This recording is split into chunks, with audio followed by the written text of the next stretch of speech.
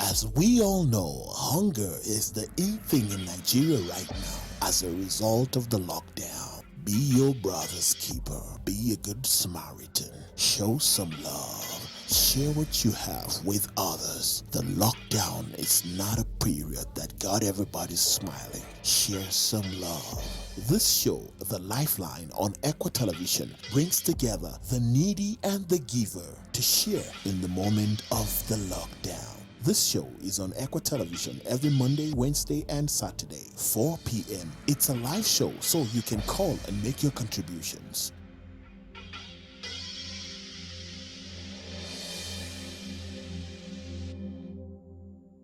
I'm excited to be on the Lifeline today. We are talking one more day to the completely easing of the lockdown. I have Vali Agado, I have Joyce Yakwari, I have Solomon Sambo-Savi. My name is Tony Jane Akale, and of course, it's ECWA Television.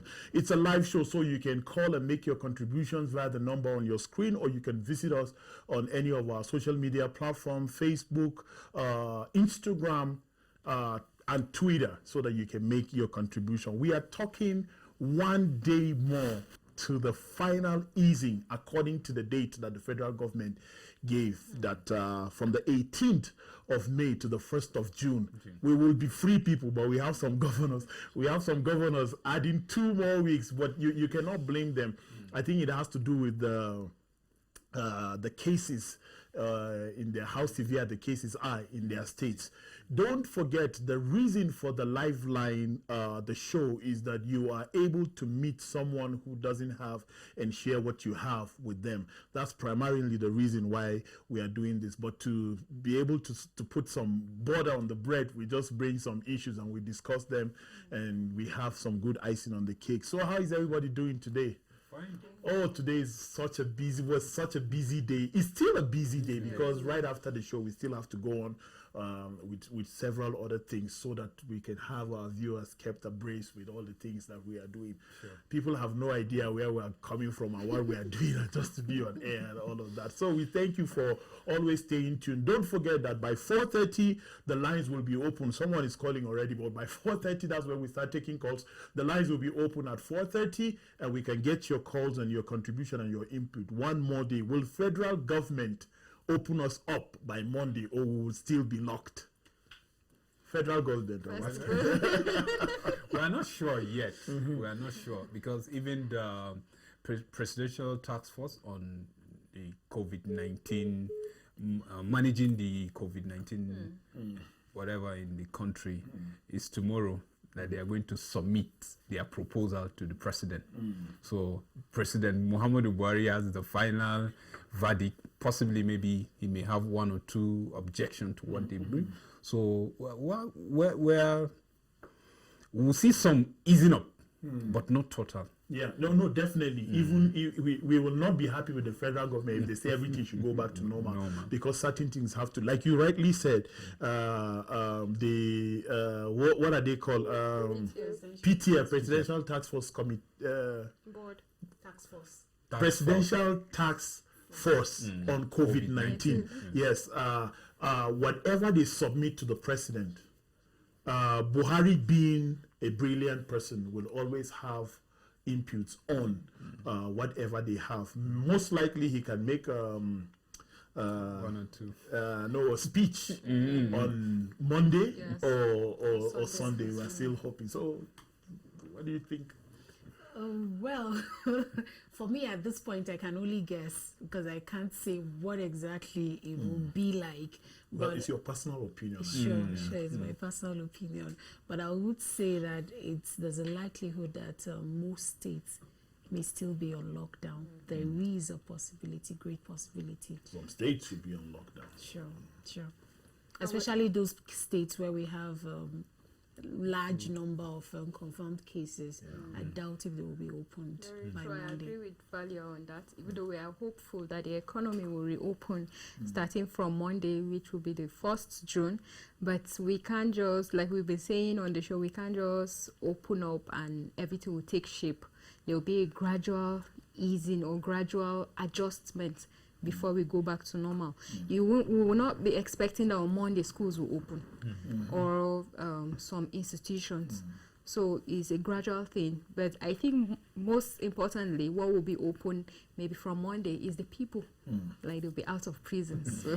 And I tried to do something before the reopening. I kept asking people that it's possible work will start and everything will go normal. And then they kept telling me that no, we're still on lockdown. I said, but the government is so open. You keep saying we're still on lockdown. It's as if most Nigerians are getting used to the lockdowns and the time. On a personal note now, I want you to tell me what you missed the most and what you feel the lockdown should have continued because of this, and what you have missed the most.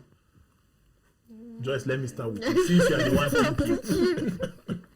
Well, what I missed the most, okay, let me start with, I wish the traffic would continue. I think it will be the aspect of traffic when coming to work. Like you have to struggle with a lot of hold up. The traffic usually gets crazy in the morning. So I think that's what I don't miss, and I wish we can. But I miss seeing some people or be able to do things that we used to do on the normal.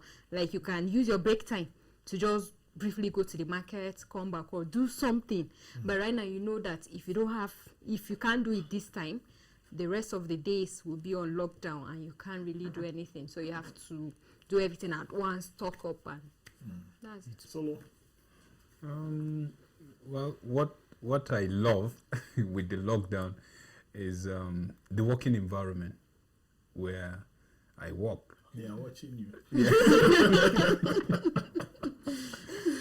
You know, because The serenity you were talking about. Yes, the serenity, because the nature of our work needs thinking, writing, concentration, and then when the environment is like crowdy and stuff, there's so these days I would say during the lockdown everything was like, that's how it's supposed to be, or it continue like this. But the other side, are you campaigning for GM to do something? You understand? You didn't see how he was smiling. Don't worry, I'll soon buy us a land. Yes. Well, the other side, I think I miss the normal life, how we used to, because the system, you have been like this for years, and then just because of one tiny virus, just turned everything, upside down. And then I miss people where I used to do things before. Let's stop All right. there. I miss my daily shopping. I miss getting daily fresh bread from the grocery store. I love bread. So sometimes you have to. So sometimes you have to go for bread that is not. Everything is bread. You've mentioned One bread man's three trash times. is another man's treasure. It's true. So that's true. So you can't get fresh bread, and I miss going to the market to get some things for sewing and one thing or the other. There are some things that you might have forgot. You might have not remembered to buy. Again, I miss veggies. I can always stroll to the market when I'm on break. I can always move to one shop or the other to get fresh vegetables, pumpkin leaves, but those are not possible. Once, if you're not able to get it before the lockdown, then it means that is all. And even when you go to maybe a shop that is very close by, after the market would have closed, and then you go to a shop that is close to the house, you can't. It's difficult for you to get fresh food some days after. So I miss veggies generally. You didn't say what you wish to continue. All right. Well, I wish that the orderliness can continue. There seems to be order and serenity, with the lockdown. So I wish that would continue. Even if we have people moving here and there should be orderliness. Okay, when you are calling to make your contributions, please, in one word, just tell us what you have missed, and then what you wish would continue.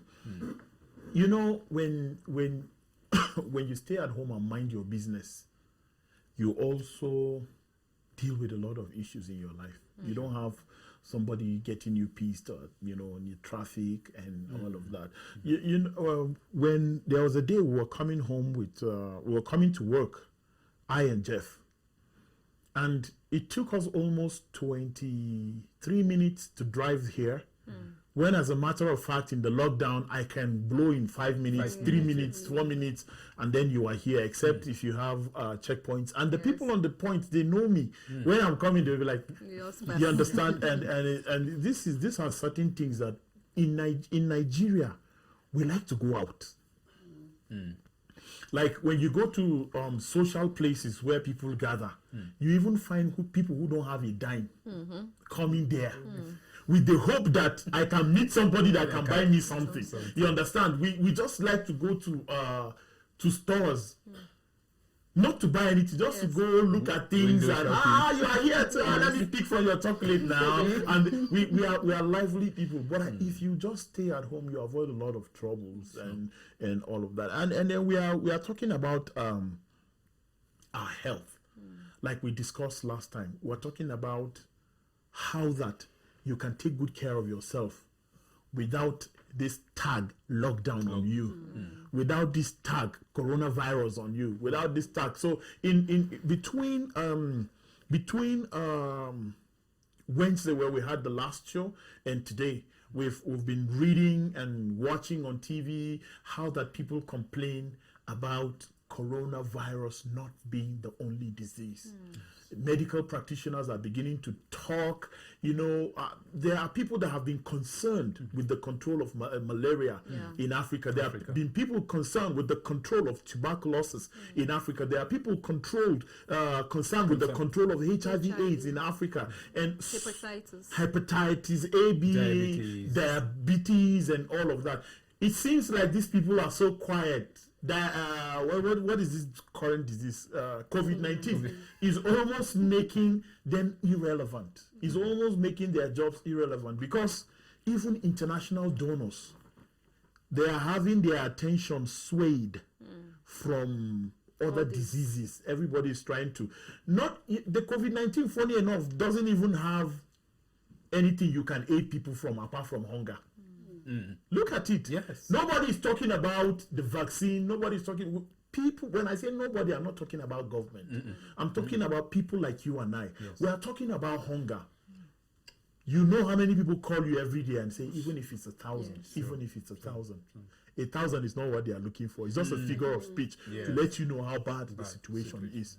So, in your opinion, do you think COVID-19 really deserved the attention that it was given globally? And if you are calling later, this is also something you should also consider. Did we give COVID-19 the due attention, or it was over giving attention? What is, in your opinion, what did we do, or what are we doing? Okay, in my own opinion, I wouldn't say that it's been given and over attention, because it's just something that just came. It's new, so every responsible government have to wake up to her responsibility of, number one, protecting her citizen. So they have to make sure, because at that moment, even the scientists are trying to observe and then try to understand even how the virus even came about and how it's affecting people. When you are contacted, what you are to. So people are now, the government are now saying, okay, while they are doing this, let's try and do our part. That's when they started pumping money in area of research, like the NCDC that we have here in Nigeria. The government now pumping money. Okay, what can we do? Find how does this thing react, and the rest. So to me, I just feel it wasn't given an over attention. It was the right thing. And if you can see what is happening in other nations, at least people are now, the fear have reduced. people are trying to get used to. Now we are beginning to see people coming to say we're going to volunteer, which in some cases, the earlier stage, it was so difficult for people just by saying this is how the virus works. You know, people were scared. But now people are saying we are ready to just go out there to be volunteers, either share these or sensitize people on how the virus works. So I think it's just that in some countries it's just a misplaced priority. They didn't attack it well, but globally I think is a deserving attention. Okay. For me, I feel the attention was overstretched. It was good from the beginning, like, okay, there's a new disease in town, so everybody should be educated and informed about it. But like I will insist, the attention was given more to the disease than protection and some other things that we could have done to not make the disease to this rate, like the confirmed cases that we have now.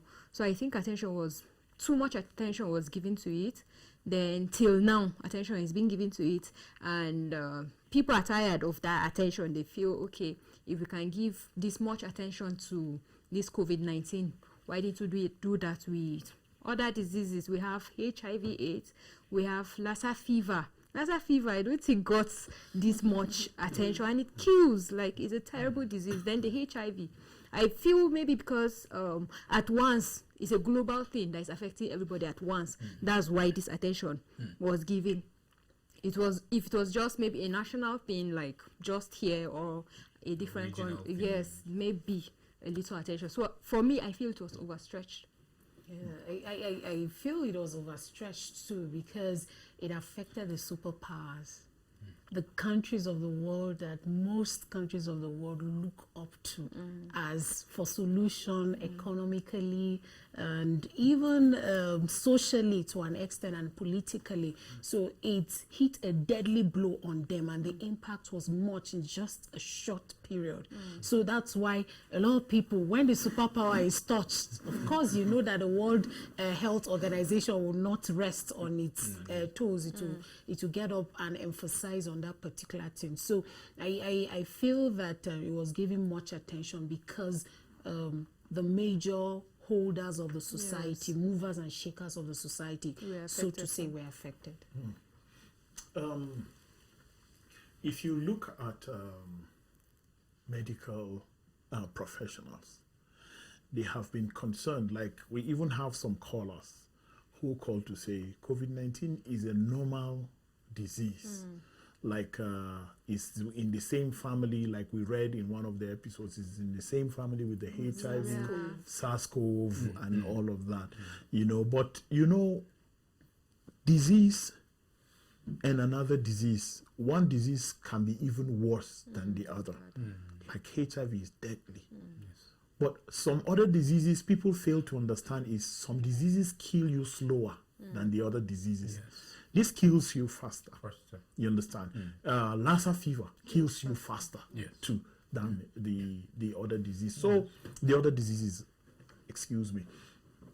I feel that the media did not help They blew it out. in educating people about COVID-19.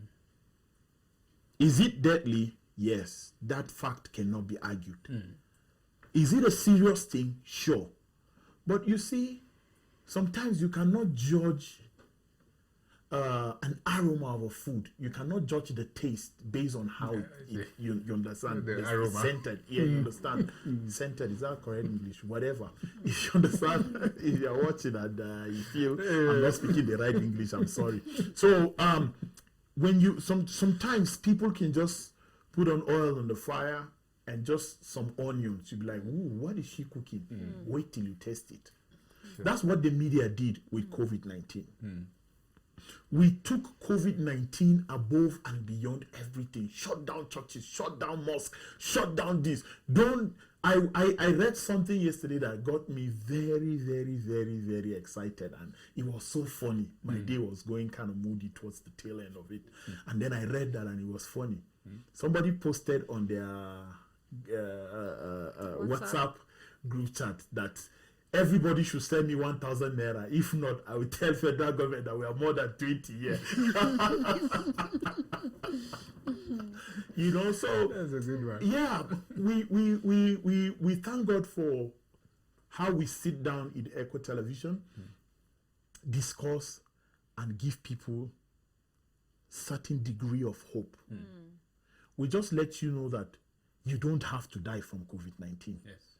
Stay away from it. It will stay away from you. COVID-19 doesn't come to people. People go to it. Do you understand? Yes. Okay, assuming Donald Weze that is not on set today has COVID-19, and we say, don't come to ECWA television again until you are cured. We have stayed away from COVID-19. But if we say, we can't do the live line without you, you have to be on set. And he's here coughing, you know, and mucus and everything all over, touching stuff, and we are also touching stuff, and we are being foolish Christians to say, you are our brother, we can't neglect you, give me a hug. You understand, and all that. It's wrong. I think that even the NCDC, because I'm a partaker of their messages. I share in the receiving of the messages. I read them, and I'm like, how many people will understand what you are saying? Your campaign is not broken down to every level of Nigerians. We have more illiterates in Nigerians than we have literates, because we are not dumb people. We are smart people. But we're talking about those who can read something and understand it. You understand? We are still at that level of literacy and So if I don't know, I have never seen an SMS in Hausa. I have not seen an SMS in Yoruba. I've not seen an SMS in Igbo. I've not seen an SMS in Fulfulde. Fulani. I've not seen an SMS. I just see English. And I didn't subscribe to an SMS pattern language that says, so I don't know how else is NCDC reaching out to people. We have said here at times without number. Of course, we have helped government in ECWA television to let people know what to do, sensitize, let people know what to do, how to take care of yourselves, what to avoid, what to do. Take warm water. I don't like the taste of warm water, but I've been taking it. You understand? And a lot of people called to say, you have helped. Yes. Because of what you said. We didn't even know it that way. That means some people don't even receive the SMS. You know, and then if you are sending SMS to 1 million Nigerians, even if it's at 1 naira, do you know how much that is? So you are not just sending them an information, send them a useful one. Break it down the way they would understand, except if I'm thinking wrong. But I think that NCDC did not really play a very befitting role in letting people understand what COVID-19 is all about and how we can avoid it. If NCDC did, we wouldn't have had people complaining and resorting to other sources of information to get what to do and to prevent ourselves from COVID-19. So the show is still on, and we're still talking about 1 day more to COVID-19. I think that to the reopening, I beg your pardon. I think that the federal government will not completely open up, like you said, will not completely open up by Monday. But I read something today, not too sure of the source, to say that Port Harcourt Airport, Lagos Airport, and Abuja airports will be open. I don't think if Kano Airport is open, nobody would want to take off or land in Kano. Oh wow, that's great. Kano, Abuja, Lagos, and Port Harcourt. We don't know what government is doing so far, because government is working. We don't know what their plans are. Like we said we asked in the last episode, if you are to advise government, what would you say? Do you have some thoughts in you that government would do this and not do this? Are there things you are thinking government will do and some that they will not do that are important that they should have done?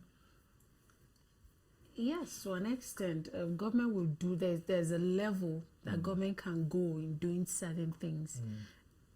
Government can try to take care of the majority at the moment in terms of when it comes to fumigation issues, when it comes to protecting an environment. But again, government will not go ahead to say you should be, they would advise you to take responsibility, that's to be responsible for your well-being. But they can't begin to say, all right, you don't have a face mask, I have to give everybody. They can make it available to a segment of people who may be needy, but of course they can't make it available to everybody. They can't satisfy everybody. So there's a limit to which government can go in saving the situation. But when it comes to public issues, government will try to take charge. Are there things you're expecting government to do that you know they won't do? Yes. I expect government to. You would expect I would expect government to, even after reopening the economy and maybe giving hospitals liberty to treat COVID-19 patients, they should be able to at least maybe pay the bills. Because, okay, we've been having cases that when someone is positive, they come around, the NCDC come around, pick them, isolate them. We don't know if they're the ones that pay the bills themselves or the NCDC or government. But I would like the government to go ahead with the move of even the hospitals that are giving this liberty to treat when we have patients there. At least it should be maybe a free treatment. And even when the vaccine is out, I think it should be something free. Nigerians shouldn't pay for the vaccines and even the treatments. That's what I expect government to do. That you know they won't do. Yeah, I feel they will not do. Because we have the hepatitis vaccine that when you go to hospitals, they've been announcing that it's free when it came out. But you go to hospitals, they will be expecting you to pay some, amounts of money. Yes, before you know you've paid something, then you take it. And they are in 3 stages, the first, second, and the third. And all these processes, there are bills attached. Solo, do you think there are things that you want government to do, but you know they will not do? To tell us how they spend the contribution that Nigerians generously contributed to the fight of this COVID-19. Because already there's rumor already going. The masses already are beginning to say this is what the budget for every person that is being isolated, that some people are claiming spending 4,000 on each person per day. While there are videos that are viral that are saying otherwise. So we expect, and I don't really know, but I own up to your responsibility. Yes. And be accountable. Again, obviously, it's a show where the Lifeline is a show where we get to bring the needy and those who have, to come together and help one another. Obviously, the government cannot give palliatives to all Nigerians. That is for sure. So, but I expect that the government should, if it can't give palliatives to all Nigerians, you should be able to inject more money into the economy so that people can get back on their feet. Okay, if government is saying they have spent XYZ amount in taking care of people, and people in isolation centers, like you rightly said, are coming out to say we look at what we are being fed. Like I think one of the places, I think in Kano also, I watched a video and people said, look at how healthy we are. Even though COVID-19 will not at that level, you might not be on the bed and all of that, you understand, looking like someone who died the next minute and all that. But we are just saying, do you think government will come out to tell us that, no, we spent this, we took care of these people, and these people, where are we missing it? Where are we missing it? I don't think government will come out to really give us figures of how much they've spent in taking care of the COVID-19 patients or building isolation centers. All those, I don't think they will. Even if they will, I think it will be exaggerated. So people are not even expecting that already. Because, okay, by now we're expecting when the economy is reopened, healthcare centers, facilities will be geared up to maybe something good that people, can always go for treatment, and not what we have at the moment. Our people in the government can at least go to these healthcare facilities for treatment and not travel abroad. That's what we're expecting too, that after COVID-19 this will happen. If government will come out and really say, okay, this is how much we've spent, this is okay, we spend this on treatment of COVID-19, on palliatives, on what's the other thing, isolation centers, and all.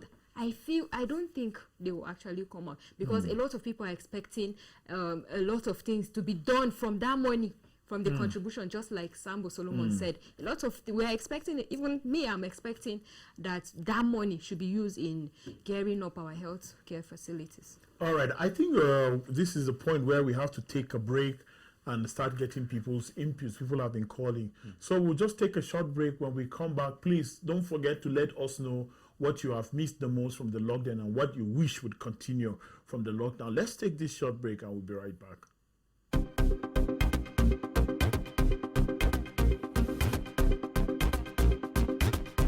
Keep a date with the Lifeline on ECWA Television Africa every Monday, Wednesday, and Saturday by 4 p.m. with repeats Mondays and Wednesdays at 8 p.m., Saturday 8:30, and Sunday 9 p.m. Keep watching the Lifeline on ECWA TV Africa.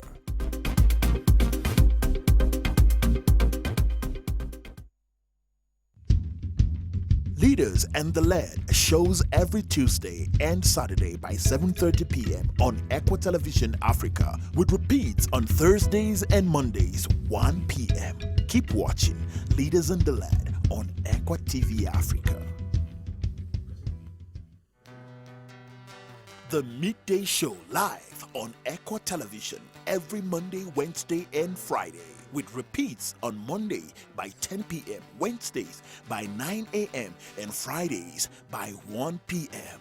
The Midday Show live only on ECWA TV Africa.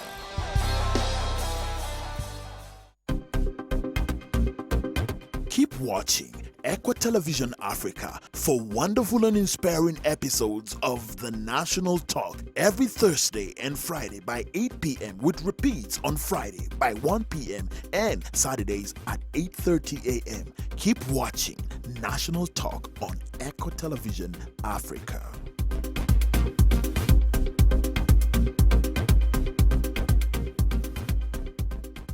Watch the dailies every Monday to Friday by 9 a.m. with repeats by 3:30 p.m. and 11 p.m. daily.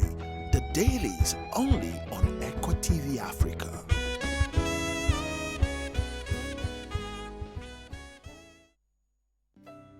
Watch today's live on ECWA Television Africa every Tuesday, Thursday, and Friday, 10 a.m. with repeats on Tuesdays, Thursdays, and Fridays, 9 p.m. Keep watching ECWA Television Africa. Many are still down. When you have a little cash on you, you cannot buy anything at all to eat. So it is turning into another thing. The aftermath is that people are beginning to die of hunger and not about the fear of the virus anymore. Watch the Lifeline live on ECWA TV Africa, 4 p.m. every Monday, Wednesday, and Saturday. From Saturday, 18th April, you can call +234 806 260 7760. You can also reach us on all our social media platforms at ECWA Television to make your contributions live on the show. ECWA Television, the winning station.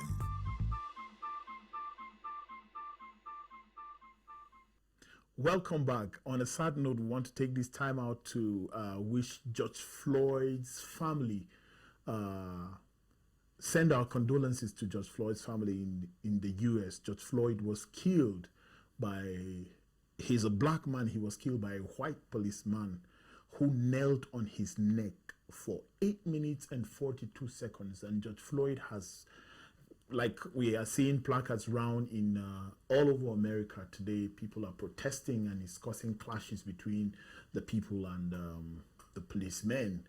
The man has been shouting, "Please, I can't breathe. I can't breathe. Please, please, please. I don't know what someone would do that you would brutally do that to him. But I think Derek, who is the police officer, has been arrested, and Black Americans are asking for justice. They want him to be charged with murder.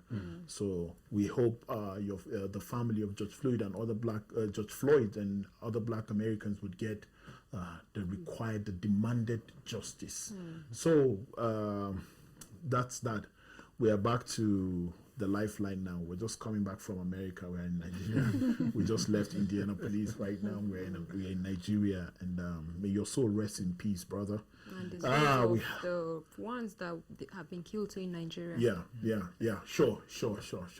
So we have our first caller. Hello. Hello. Yeah, what's your name? Where are you calling from?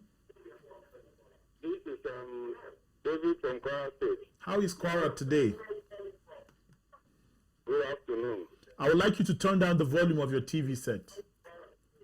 It's down already. Fine. Kwara is fine. That's great. So, what have you missed the most from this lockdown, and what would you want to continue in the lockdown? Thank you for the show. The concern I would just like to raise is about these isolation centers scattered all around the country.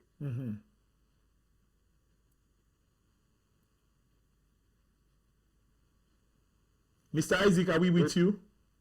We've been hearing that there are people in isolation centers all around the country, but we are again seeing videos on social media where people are just posting these videos, and we are seeing nobody in the isolation centers. Most of the centers we saw on the social media. So where, like the boss said, where are we missing it? Is it the truth that there are no people there, or we are just doing this?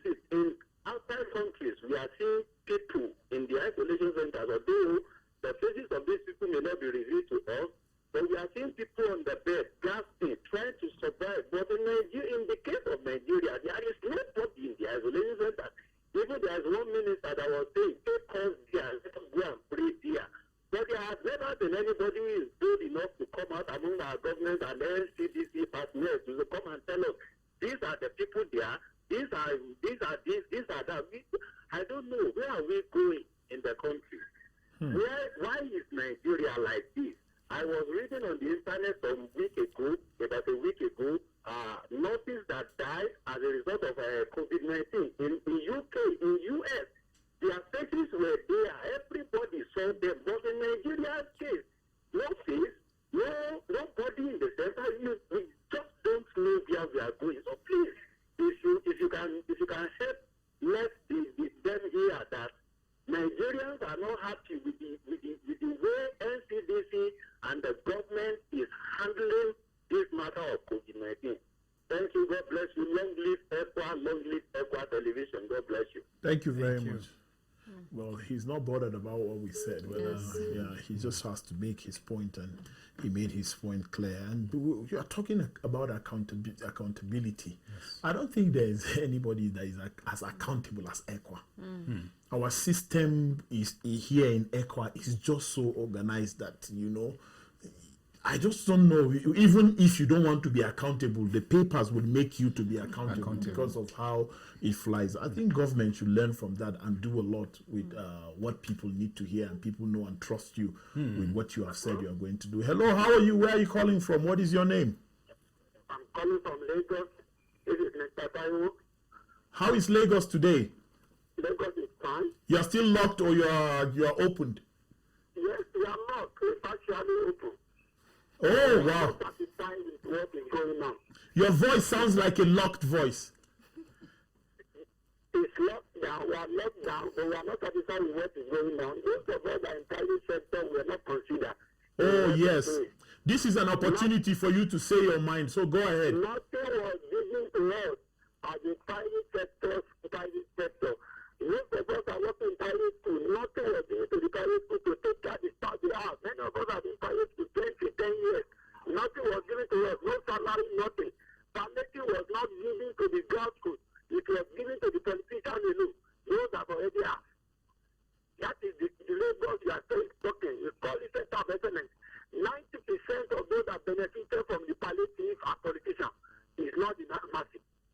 That is it. Thank you for your contribution. That is my contribution.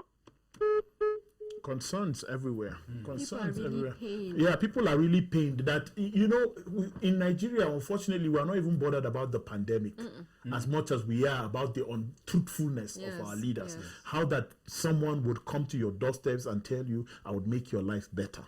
I would do this, I would do that. And then we vote you now. You don't want to talk to us because money is involved. You know, if people are saying all of this all over and people are not happy about what you are doing, then something is wrong. Look deep within you and make a change. It's just my opinion. Yes. I'm not in Lagos. I don't know how true that is. I don't know. But I'm just saying, if that is true, then it's not fair on the citizens. Yes, this a one-sided story. Just like you said, we don't know what the government will say, but transparency is very important. If they were transparent, we will know. Because we will watch it, they will come to the media, we'll watch it, and we'll see it. Maybe they will tweet about it. Just like what the first caller said.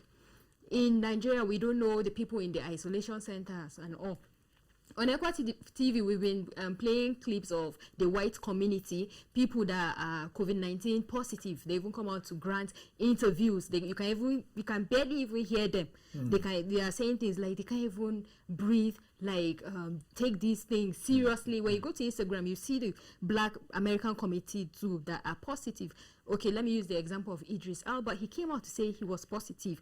People have been coming out to say they are positive. The white community come out to grant interviews. But in Nigeria, it's like, if you're positive, you are so, it's a sacred thing. Like you are hidden. Yes, we talked about discrimination, but I don't think there are people it's not that... discrimination in this case. We are trying to let people know, it's not discrimination, it's education. We are trying to let people know that this is the reality in COVID. No wonder that Nigerians don't believe it as much. Yes. Because you haven't shown us people who are struggling with it. You just show us people who you suspect they have these cases.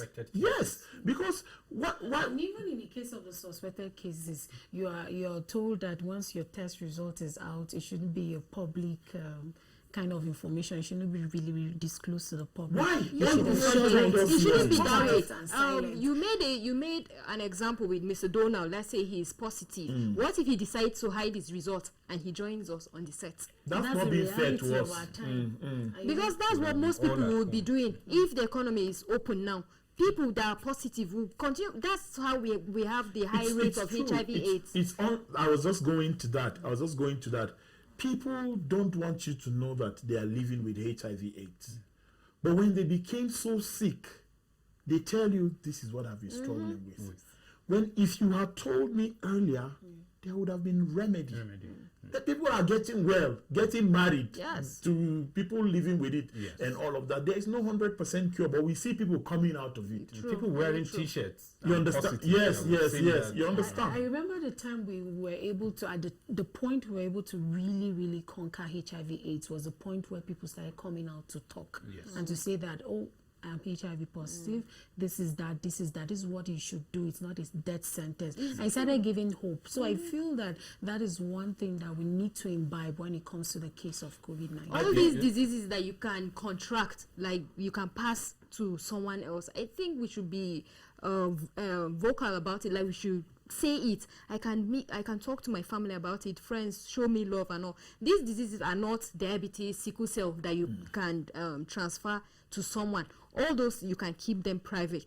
But this one that will affect your neighbor, someone in the car with you, is I see social a responsibility. Again, I see a different environment when it comes to the outside world. You see, people are allowed to even use their phones and to tell you how their condition is, even in critical condition, even in the intensive care unit. But in the case of Nigeria, again, I will ask the question. I've not been there, but I believe that there will be restrictions somehow with the Nigeria that we know that on maybe there may be ban on the use of phones. Maybe you can't use it by this time, by that time. You're in critical condition, you're using phone. Even some of the medical personnel can go on to bully you and say, what is it? Are you after your health or you're after communication gadgets and all of that? A medical personnel has no idea the pain I'm going through. So if I can pick my phone and make a call, that means I'm not in severe pain.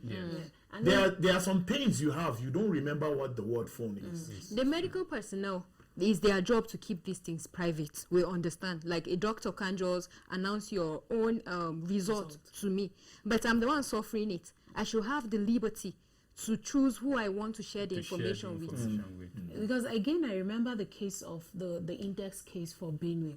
I remember Hash saying that at the point she was locked up and that I think her phone was seized or something, and then she didn't have access, she couldn't communicate with certain people and all of that. So these are hindrances to people getting access to information about the real situation and in real time, and it's really cheating on us as Nigerians. So this goes a long way to increase or decrease believability amongst Nigerians concerning as Nigerians, we like, especially Christians, we like to give testimonies. If, for example, someone contracted this virus and he in church, do you know what will happen that day? Like, you will give the testimony, you can even show pictures, you will do before and after. You can show before pictures how you shrunk because of the disease or how it affected you, and look at me now, praise God. You know how we behave in Nigeria, but we don't hear things like that. Don't say, okay, because church are locked down and we don't have that. Churches have WhatsApp group. We have meetings, smaller group meetings. We relate to our pastors, to our shepherd, to our reverends. We share these stories, and when you share to your reverend, you can say, announce it to the people, or don't announce. So I don't know. That's the reason why in the beginning we mentioned whether the disease have been given much emphasis, like overemphasizing on the disease. We are in a global world that everything now is in a cycle. You may see. Can you imagine we have forgotten to be taking calls? Can I Wow. All right, go ahead. Please call us back. Yes. Go ahead. So you see, now when you said this is how the disease is, it's a global thing. So my people, in my country, you have to do this, you have to do this. Someone is with his phone, with his data, Googling how things are being done in the US, how things are being done elsewhere. You understand? And he's seeing his own different. Definitely. He won't even believe you. He won't believe you because like people will say in the US, as long as I can spell it, I can Google it. You understand? And if you can Google it and you know what it is, you can believe what is there, because the search engines gives you multiple results for you to search from, and from the results you can tell which one is true. Hello, good evening. Hello. All right. So it's not that the government are not trying, but just this gap that they have created is undermining what they are doing. So they should try and close that gap. And it's making us not to believe them anymore, because right now, before you know it, the bells of elections, campaigns will be everywhere, and you start hearing new lies and all that. Hello. Hello. Yes, good evening and welcome to the live line. What's your name? Where are you calling from? Okay, I am someone from Nnewi. Nnewi. From Nnewi. Nnewi. You're welcome, sir. Yes, my complaint is this. Yes, sir. The problem we have with some of the isolation centers is people complain that when they get to the isolation center, they were not giving any attention. The doctors were not giving them attention. They were not giving them anything drugs. They kept them there. I'm not saying this particularly in Nnewi, but it's a problem across the nation. So if people that are sick are kept in the isolation center without any attention, without any medication, what is the need of keeping people there? What is the need of shutting people down? So that is my question for you people to analyze it for us. All right. Thank you. We have another caller calling.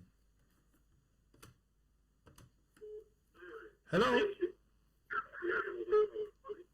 Hello. Hello, good evening, sir. Good evening. How are you? What's your name? Where are you calling from? My name is Dr. Stephanus Hammer. I'm calling from Sokoto. Okay, you have called us before on the show, sir. Yes, sir. Go ahead. What's your contribution? Concerning this issue of the COVID-19, particularly I'm going to talk about the isolation centers we are having. Mm-hmm. Like here in Sokoto, I happen to be in the isolation center twice to see for myself what is happening, because I happen to be very critical and very radical about this COVID-19 issue here. I was able to get to the isolation center here we have. One thing that I discovered was, as people were discussing, the issue of restriction of food or whatever. Really, it's making us to doubt the government very well. The first day I went to the isolation center, at the entrance, I told them, I'm here to see, this is my mission. They allowed me to enter.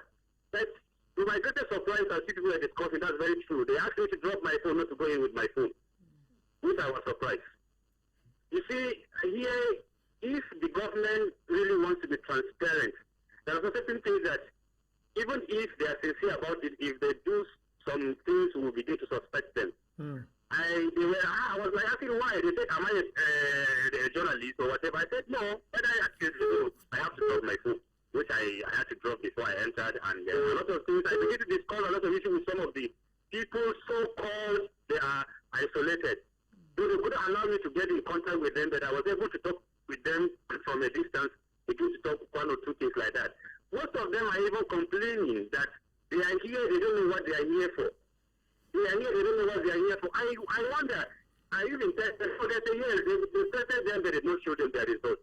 And they'll be keeping them there for a very long time. Some of them will say, they don't know what they're doing here, they're not feeling sick. I say, okay, they are saying that some of these cases are symptomatic. Yes, we believe there are some conditions that are symptomatic.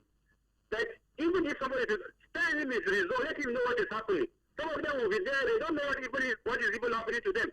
They will be kept for a very long time, no medication, no results. That was the purpose. At the end of the day, they will say, okay, this and that, they will say, okay, your isolation whatever is over, they will decide. And those people have recorded that they've been tested positive, which is not correct.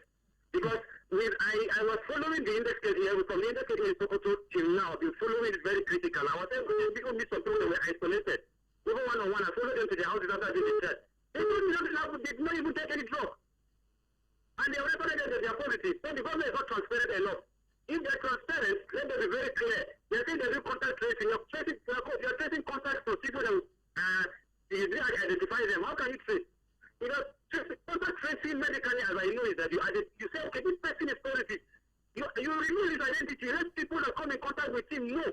That's contact tracing. There's no two ways about it. That's just the truth. And they say every contact tracing, and you did not, I reveal that it's of the people. This is not correct. You cannot, what if the positive case is around me and I don't know? So the government needs to be very, very transparent enough to of this COVID-19. That's why we begin to suspect some of these numbers they are giving. We say maybe they are forging them and so on and so forth. So I think there are a lot of things to do. The government needs to do a lot seriously. If not, Nigerians are beginning to lose confidence in the government. Thank you very much, sir. Thank you so much, sir. Very, very wonderful contribution from a medical personnel. You see, when you are talking about transparency, you cannot do it without facts and figures. Yes. You know, and then why are you scared of me carrying my phone into an isolation center? Yeah, scared of journalists. Do you understand? Are you a journalist? They asked him, are you a journalist? Hello, how are you? What's your name? Where are you calling from? Hello? Yes. Can you turn down the volume of your TV set? Hello? I'm with you.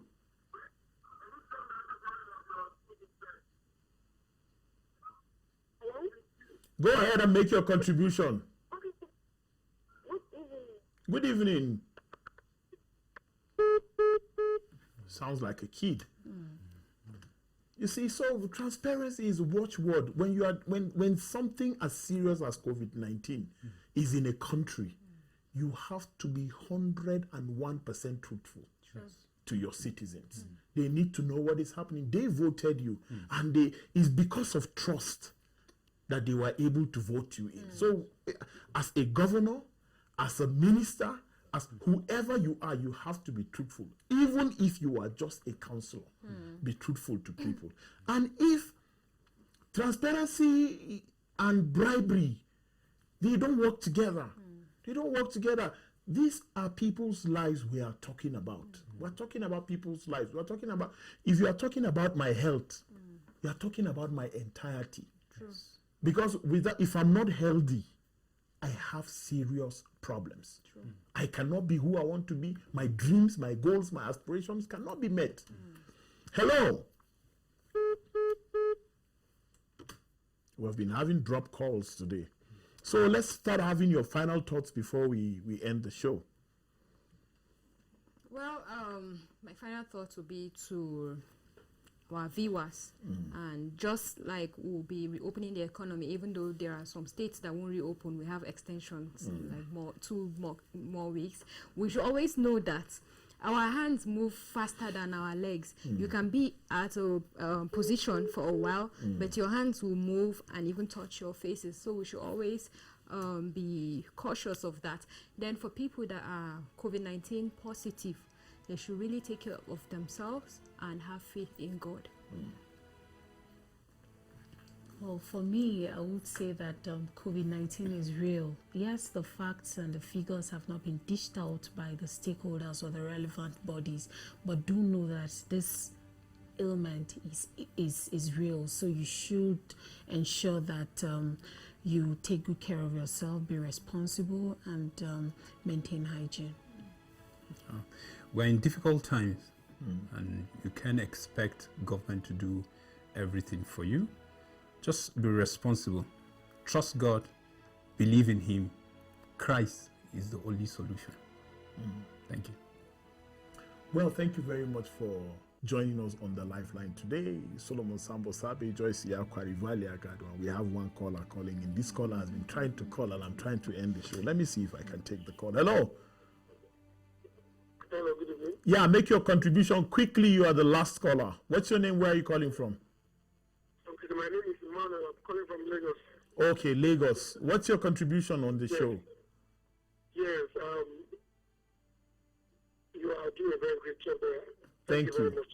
Now, quickly, so I don't waste your time. The point is that the government has not been truthful. The Bible says, whosoever wants to lead a people should be truthful, to lead in the fear of God. The journey ends here for us today on the Lifeline on ECWA TV Africa. And Mr. Donald Weze, we are missing you wherever you are, but next week we should have you on the show if Christ tarries. Thank you very much for joining me. My name is Tony J. Nakali. Don't forget you can catch up with the Lifeline every Monday, every Wednesday, and every Saturday at 4 p.m., just an hour, and then calls are 30 minutes into the show. God bless you. Stay out of trouble. Don't do what you cannot proudly tell us. My crew members, thank you, and God bless you. You've been such wonderful people. God bless you. Stay out of trouble. Don't do what you cannot proudly tell us. I say that again. ECWA Executive, we love you. God bless you, and God give you long life and good health. Bye-bye. Stay out of trouble. As we all know, hunger is the in thing in Nigeria right now as a result of the lockdown. Be your brother's keeper. Be a good Samaritan. Show some love. Share what you have with others. The lockdown is not a period that got everybody smiling. Share some love. This show, The Lifeline on ECWA Television, brings together the needy and the giver to share in the moment of the lockdown. This show is on ECWA Television every Monday, Wednesday, and Saturday, 4 p.m. It's a live show, so you can call and make your contributions.